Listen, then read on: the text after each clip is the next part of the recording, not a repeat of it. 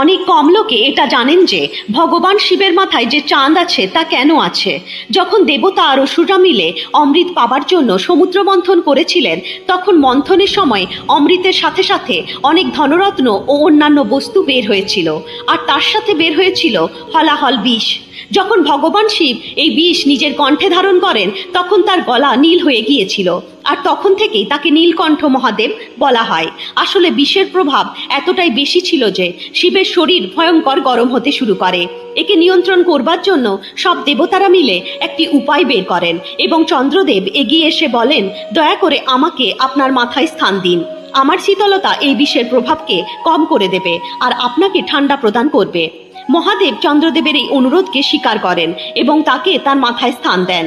চন্দ্রদেবের শীতল কিরণ বিষের প্রভাবকে শীঘ্রই শান্ত করে দেয় আর সংসার আবার সুরক্ষিত হয়ে যায়। বলো হর হর মহাদেব।